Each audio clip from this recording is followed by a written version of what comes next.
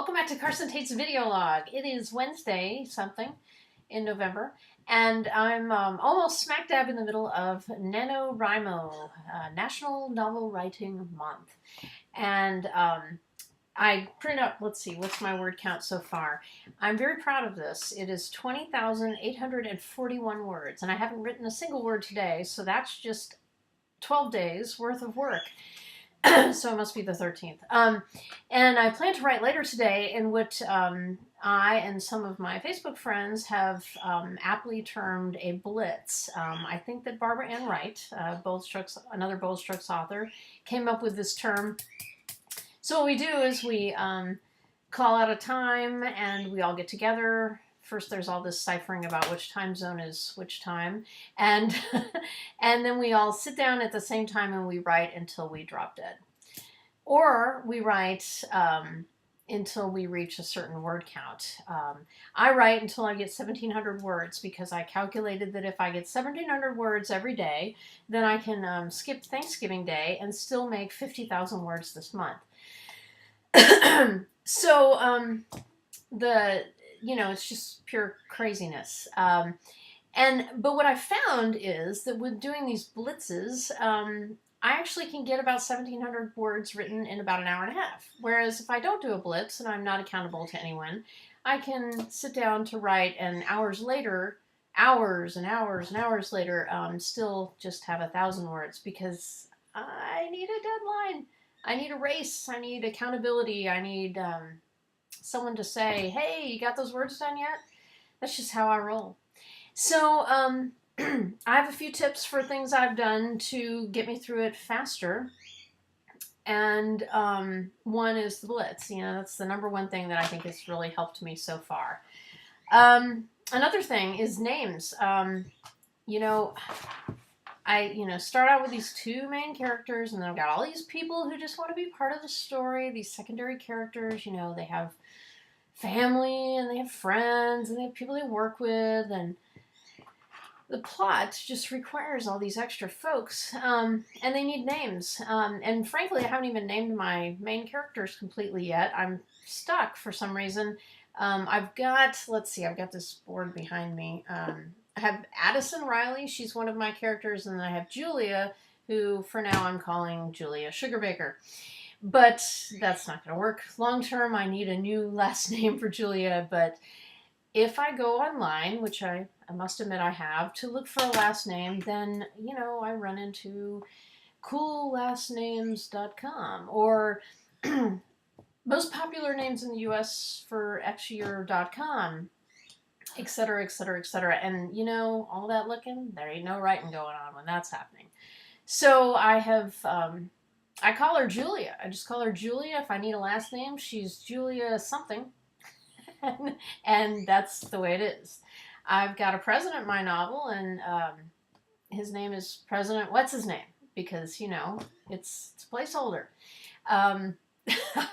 I do, just use some normal names for other folks as I'm going along, and I keep a little list on my pad. I'm like, oh, Larry used that, Sue used that, Joan used that, and that may not wind up being their names, but, I can't get too attached to that kind of stuff right now.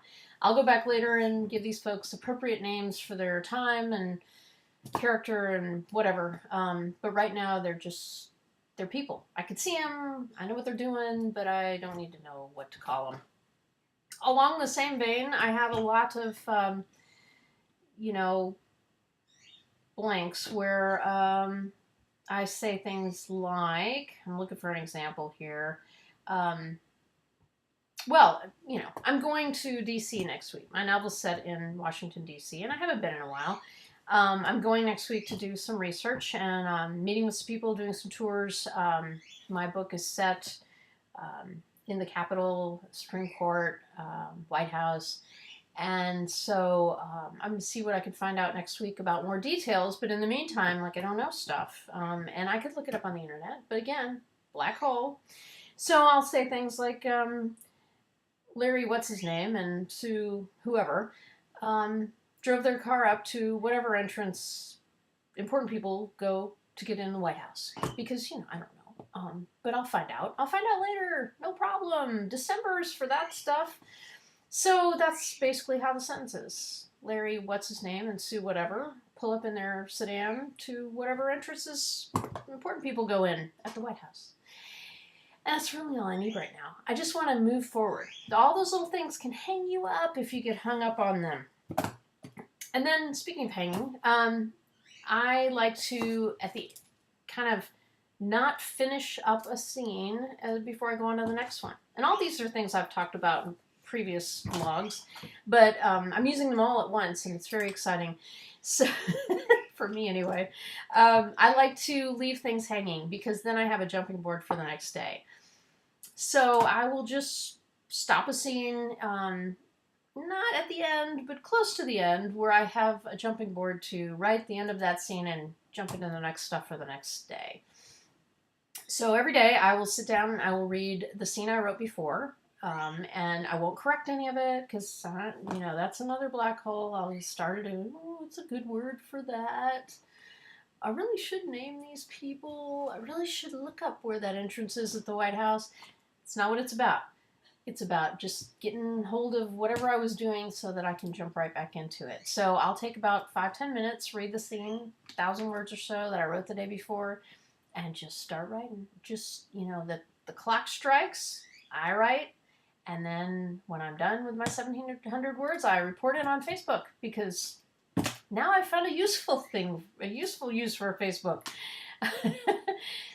So anyway, those are my, you know, get through Nano tips. I'm on day 13. I still have 1,700 words to go today, but I have every confidence I will get it done in only 17 more days after this. Incredible. So I will check in with you at the end. I hope you have a great week. This is Carson Tate's video log. Happy NaNoWriMo. It feels like there should be a hand signal for that. NaNoWriMo. Carson Tate's video log signing out.